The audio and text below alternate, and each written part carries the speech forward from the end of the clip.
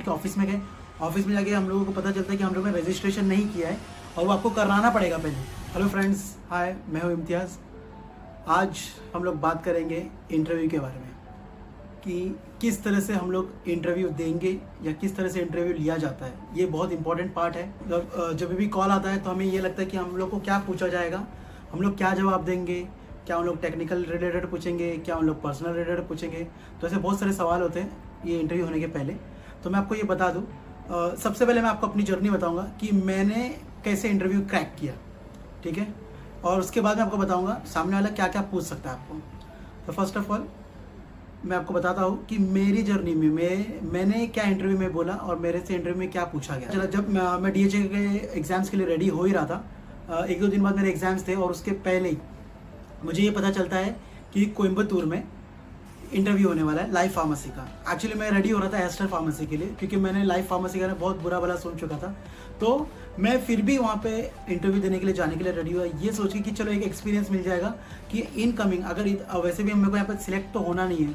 ये ऐसा था कि मुझे ना कुछ वहाँ से चाहिए, एक एक्सपीरियंस मिल जाएगा मुझे, बस दैट्स इट। तो मेरा यही एक कम्प्लीटली प्लान था। तो जब मुझे पता चलता है ये कि कोयम्बतूर में उन लोग आ रहे हैं, तो हम लोग ने, मतलब मैं और मेरे साथ में जितने भी लोग पढ़ते थे साथ में, हम लोग 6-7 लोग थे, हम लोग सातों के साथ में गए कोयम्बतूर इंटरव्यू देने के लिए। तो इंटरव्यू देने के लिए ऐसा था कि हम लोग एक वहाँ पे क्लासेस है, आप लोगों ने भी सुना होगा, बायो प्लानट करके। तो उन्होंने ये इंटरव्यू हेल्ड करवाया था। आज के टाइम में मेरे ख्याल से उनका नाम ख़राब भी चल रहा है और अच्छा भी चल रहा है। किसी किसी को जॉब दिला भी पा रहे, किसी को नहीं भी दिला पा रहे।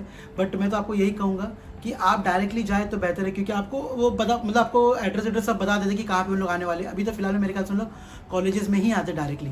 तो आप क्या है, तो मैं अपना बता रहा हूँ कि मैं जब हम लोग 7 लोग जब वहाँ पे गए, तो हम लोग डायरेक्टली वहाँ पे बायो प्लानट के ऑफिस में गए। ऑफिस में जाके हम लोगों को पता चलता है कि हम लोग ने रजिस्ट्रेशन नहीं किया है और वो आपको कराना पड़ेगा पहले। तो रजिस्ट्रेशन फ़ीस था 1000 रुपीज़।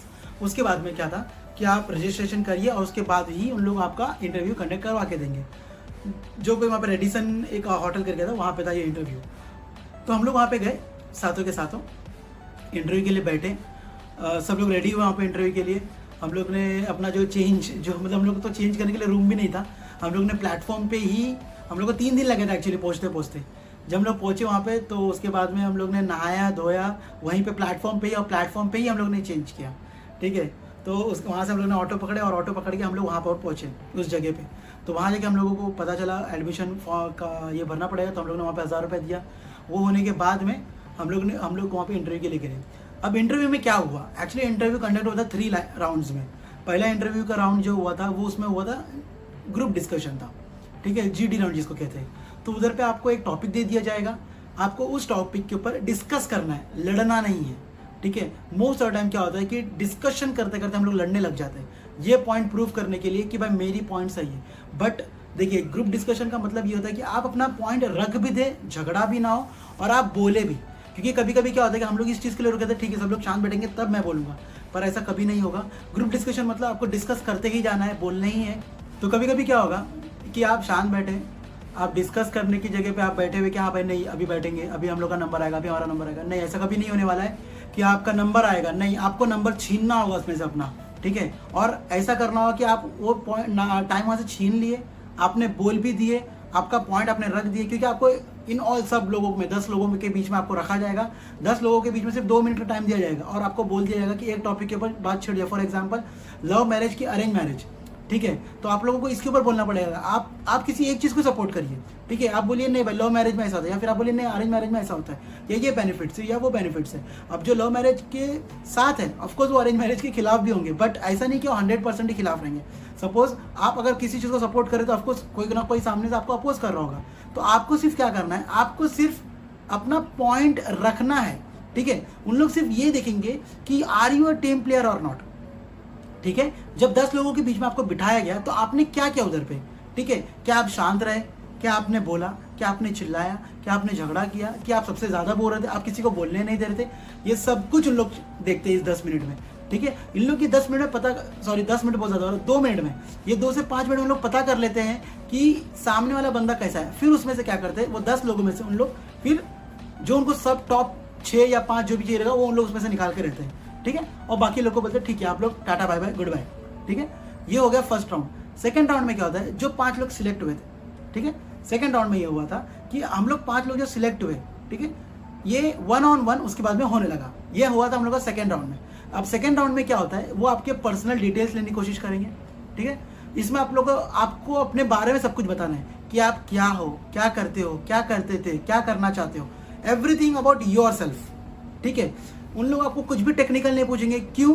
क्योंकि उनको खुद को भी नहीं पता कोई भी टेक्निकल चीज़ें, ठीक है। उन लोगों को बस एक DHA बंदा चाहिए, क्योंकि जो लेने आ रहा है आपका इंटरव्यू, आपको नहीं पता वो साइंस बैकग्राउंड से, वो कॉमर्स बैकग्राउंड से, वो किस बैकग्राउंड से, ठीक है। तो उसको सिर्फ ये देखना है कि आप 4 लोगों के सामने बोलने से हिचकिचाते हैं क्या, उनको सिर्फ ये देखना होता है। उसमें उन लोग क्या करते हैं, उन लोग सिर्फ और सिर्फ आपको बोलेंगे कि आप अपने बारे में बताइए और आप क्या क्या करते थे, ठीक है। तो उन लोग आपकी फ्लुएंसी देखेंगे, फ्लुएंसी के बाद में उन लोग देखेंगे आप कितना मतलब इंटरैक्टिव है। अगर वो आपको कुछ बोल रहे तो आप सुन के उसका जवाब दे रहे कि नहीं दे रहे। और सेकेंडली, अगर आप ये सोच के जा रहे कि नहीं उन लोग एग्जाम्स मतलब जो हम लोग ने पढ़ा है एग्जाम के लिए उसके रिलेटेड कुछ पूछेंगे, तो ऐसा कभी नहीं होने वाला है। क्यों? क्योंकि उनको खुद को नहीं पता है कि एग्जाम्स में क्या आता है। उनको सिर्फ इससे मतलब है कि हमारा जो स्टोर है, वहाँ पे जो मेडिकल स्टोर है, ये बंदा वो हैंडल कर सकता है कि नहीं, क्या ये केपेबल है क्या वो चीज़ सीखने के लिए। क्योंकि अगर आपने सपोज आपने अगर इंडिया में ऑलरेडी प्रैक्टिस किया है तो आपको ये लगेगा कि नहीं मुझे सब कुछ आता है, बट आप जब वैसे ही दुबई जाते हैं या UAE जाते हैं, आप उनके सामने ज़ीरो है। क्यों? क्योंकि वो आपको कंप्लीट ट्रेनिंग वापस से देंगे। वहाँ पे आपको वहाँ के हर एक मेडिसिन, वहाँ पे एक्चुअली मेडिसिन बहुत कम पड़ रहती है, मोस्टली रिलेटेड जो रहता है वो रहता है उनके कॉस्मेटिक्स, मतलब कॉस्मेटिक्स एक डिवीजन है, उसके अलावा उनके और भी डिविजन्स होते हैं, आपको उसके बारे में सीखना होगा। उन लोग उसके एक रिलेटेड एग्जाम्स भी लेते हैं, बट वो सब वहाँ जाने के बाद में। अभी सिर्फ यहाँ की बात करते हैं। तो यहाँ पे क्या हुआ है कि आपको बुलाएंगे, 1-on-1 देखेंगे कि ये बंदा केपेबल है कि नहीं लेकर जाने के लिए, ये बंदा रिलायंस है कि नहीं आपके मतलब कि लेकर जाएंगे, और आप यहाँ पर आने की जिद नहीं करेंगे। क्योंकि कैसा है कि उन लोग आपके ऊपर 10,000 दिरहम इन्वेस्ट करने वाले, क्योंकि वो आपका वीज़ा का कॉस्ट है, ठीक है। आपको 1 रुपया भी नहीं देने वाले, 10,000 दिरहम्स वो आपके वीज़ा के ऊपर लगाएंगे, मतलब almost 2 lakh rupees Indian rupees हो गए, ठीक है। तो वो पैसा लगाएंगे, वो 2 साल का ये रहता है जिसमें आपको 1 साल के बीच में आप आ सकते हो इंडिया, ठीक है। बट अगर कोई बंदा आपके ऊपर पैसा लगा रहा है तो ऑफकोर्स वो रिकवर करने की कोशिश करेगा पहले। तो इसके लिए उन लोग का यही कोशिश रहता है कि समझने की कोशिश करते हैं कि ये बंदा कितना हम लोग के साथ रह सकता है, ठीक है। क्या आप 1 साल रह सकते हो, क्या आप 2 साल रह सकते हो, क्या आप 6 महीना रह सकते हो, क्योंकि वो आपको तरह तरह के क्वेश्चन पूछेंगे कि आपके माँ बाप क्या करते हैं, आपके माँ बाप यहाँ पर है तो आप क्यों जाना चाहते हैं, हाँ अगर आपको कोई प्रॉब्लम है, कुछ इश्यूज़ है तो वो सब आप उनको बताइए, ठीक है। ये हो गया आपका सेकेंड राउंड। उसके बाद में अगर उनको लगा कि नहीं ये बंदा अभी हमको ऐसा लगता है कि हाँ आप इसको लेकर जा सकते हैं, तब होगा आपका एक फाइनल राउंड, ठीक है। वो फाइनल राउंड होगा आपका डायरेक्ट MD सर से, ठीक है। ये मैं उसकी बात कर रहा हूँ, मैं लाइफ फार्मेसी की बात कर रहा हूँ, जब जैसे मेरा इंटरव्यू हुआ था, ठीक है। तो थर्ड राउंड हुआ मेरा हमारे MD सर से, ठीक है। जब हमारा इंटरव्यू का टाइम आया, हम लोग सातों के सातों लोग, ठीक है, सातों के सातों लोग हम लोग सिलेक्ट हो चुके थे, ठीक है। अब लास्ट में बारी आई थी हम लोगों की final round with our MD sir. तो जब हम लोग ने MD सर से बात की है इस बारे में कि मतलब उन्होंने हमसे सवाल पूछा कि क्यों, क्या, कब शादी हुई है, नहीं हुई है, माँ बाप कहाँ रहते हैं, अब्बा क्या करते हैं, अम्मी क्या करते हैं, तुम क्यों आना चाहते हो दुबई, यहाँ पर तुम्हारा क्या है, तुम क्या करना चाहते हो दुबई आके, तुम किधर तक पहुँचना चाहते हो, ठीक है। ये सब वो क्वेश्चंस पूछते हैं, ठीक है। ये होगा आपका लास्ट राउंड, बट इसको भी आपको क्वालिफाई करना है। अगर आप समझ लीजिए MD सर तक पहुंच गए, इसका मतलब आपका राउंड क्लियर हो चुका है, ठीक है। बट स्टिल वो आपको फिर भी वही सब क्वेश्चंस पूछेंगे जो ऑलरेडी हो चुके हैं, ये देखने के लिए कि भाई मैं जिस पे पैसा लगा रहा हूँ वो उस लायक है कि नहीं, ठीक है। तो ये आपसे होगा लास्ट राउंड। अगर वो आपको बोल देते हैं, ठीक है, अब ये लास्ट राउंड हुआ और हम लोगों को अल्हम्दुलिल्लाह उसी टाइम पे हम लोग 7 में से 5 लोग जो थे, हम लोग उसी टाइम पे ही हम लोग सिलेक्ट हो चुके थे। जब हम लोग का सिलेक्शन हो गया उसके बाद में हम लोग को बोला गया था कि आप लोग रुकिए, हम लोग आपको बताएंगे कि क्या कैसा प्रोसीजर, क्योंकि आपका तो सिलेक्शन हो मतलब आपका हम लोग ऑफकोर्स ऑन द स्पॉट नहीं बताया, जब हम लोग को वहाँ पे रुकना पड़ा आधा घंटा एटलीस्ट हम लोग रुके थे वहाँ पे, आधा घंटा पौना घंटा कुछ रुके थे वहाँ पे हम लोगों ने। तो वहाँ पे हम लोग जब रुके तो उसके बाद में हम लोग को पता चला कि हम लोग का सिलेक्शन हो गया है, बट फिर भी हम लोगों को और कुछ टाइम और रुकना था क्योंकि प्रोसीजर क्या क्या है क्या नहीं हम लोग को कुछ भी आइडिया नहीं था। तो इसलिए हम लोगों को रुका के रखा उन्होंने। जब सब कुछ हो गया, ठीक है, उसके बाद में उन्होंने फिर हमको प्रोसीजर बताया कि इसका क्या क्या प्रोसीजर है, मतलब वीज़ा के लिए क्या प्रोसीजर है, हमको कितना रुपया देना पड़ेगा वीज़ा के लिए, और वीज़ा आने के बाद में हम लोग को कितना देना पड़ेगा। ऑफकोर्स बायो प्लैनेट एक तरह का एक मिडल मैन की तरह काम कर रहा था, दोनों तरफ से, उनकी तरफ से भी और हमारे तरफ से भी, ठीक है। तो जब हम लोग का सिलेक्शन हुआ, जो भी हम लोग की सैलरी थी, हम लोग से डिस्कशन हुआ था कि हाँ भाई आपको ये सैलरी है या वो सैलरी है, जो भी है, वो डिस्कस होने के बाद में फिर हम लोग नेक्स्ट इस पे गए कि हाँ चलिए ठीक है, हम लोग को आपको इतना पैसा देना पड़ेगा। उन्होंने हमसे सब कुछ फॉर्म सब कुछ साइन करवा लिया। जब हो गया साइन वाइन सब करके आ गए, हम लोग घर पे आ गए। हम लोगों को कॉल आता है कि आपको आपका वीज़ा आ जाएगा with in a month. Visa बनने को इतना टाइम लगता ही लगता है, ठीक है।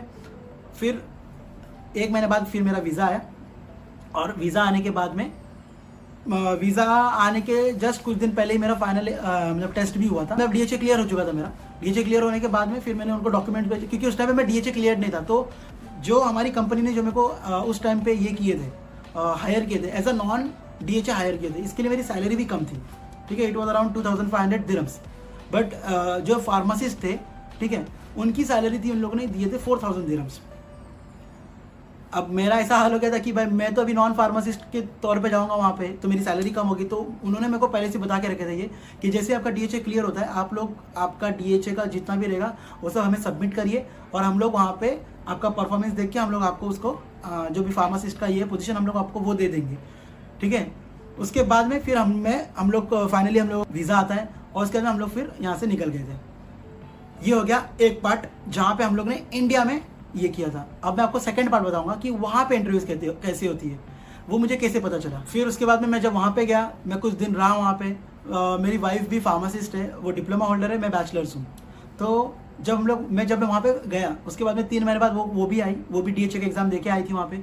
तो जब वो आई वहाँ पे, ऑफकोर्स एज हम लोग साथ में काम करना चाहते थे, बट ऐसा हो नहीं पा रहा था। अब वो भी वॉक-इन्स कर रही थी, और बहुत सारी जगह पे अपना ये सीवीज डालती जा रही थी, ऑनलाइन भी ट्राई कर रही थी। तो एक दिन उसको कॉल आता है लाइफ फार्मेसी से।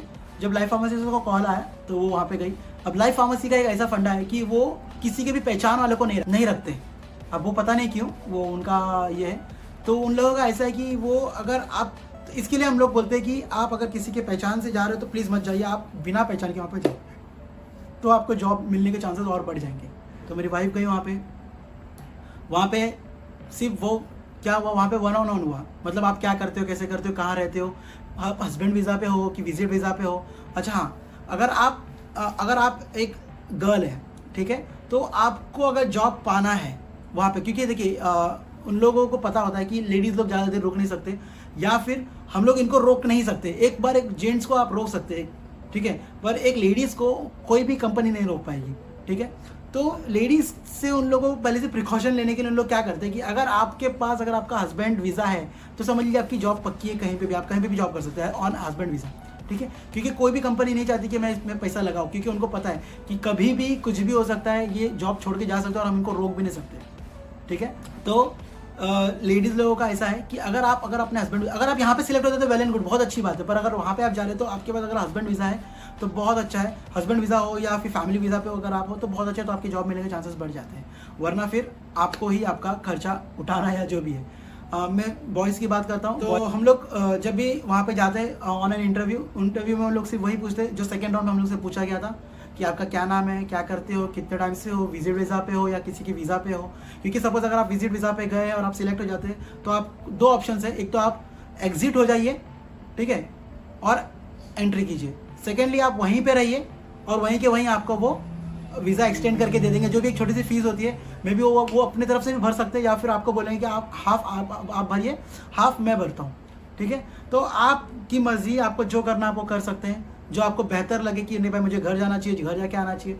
पर एक बात याद रखिए, आप जब घर आते हैं तो आप समझ के चलिए कि आपको 1 महीना कम से कम लगने ही वाला है एक्स्ट्रा, ठीक है। आपको 1 महीना एक्स्ट्रा लगने ही वाला है आपका वीज़ा आने के लिए, और आप जब वहीं के वहीं कर लेते हो, इसीलिए बहुत सारे लोग यही प्रीफर करते हैं कि वहीं के वहीं हो जाए, कोई प्रॉब्लम नहीं है। तो क्या है, जो भी रहता पैसा ऐसा भर के उन लोग वहीं के वहीं एक्सटेंड कर लेते हैं। तो सेकेंड राउंड है, तो उसमें यही होता है 1-on-1 कि आप क्या कर रहे हो, क्या करते हो, क्या करने वाले हो, क्या करते थे। आपका कंप्लीट डेटाबेस पूछा जाएगा। बस अगर आप क्लियर हो जाते हो तो आपकी फिर फाइनल मीटिंग MD सर से हो। जब आपकी MD सर से मीटिंग हो जाएगी तो समझ लीजिए आपका जो भी रहेगा आपको ऑन द स्पॉट, मतलब मे भी 5-10 मिनट में या 1 घंटे में आपको वहीं पे बिठा के वहीं पे बोल दिया जाएगा, और आपकी मर्जी, फिर आप जब भी चाहिए आप जब भी ज्वाइन कर सकते हैं। So that's it for today guys. आज का इंटरव्यू राउंड कम्प्लीटली ख़त्म होता है। अब हम लोग नेक्स्ट इसमें ये बात करेंगे कि मैं वहाँ पे जाके कैसे सेटल हुआ, और आपका जब यहाँ पे इंटरव्यू होता है तो जब आपसे जो भी सवाल पूछा गया था कि आपको कैसा रहना है, क्या रहना है, तो वो कैसे उसका जवाब देना है, ये आपको मैं नेक्स्ट वीडियो बताऊंगा कि मैं वहाँ पे जाके कैसे रहा और आपको क्या करना चाहिए यहाँ पे जब आपको कंपनी हायर करती है। So good bye.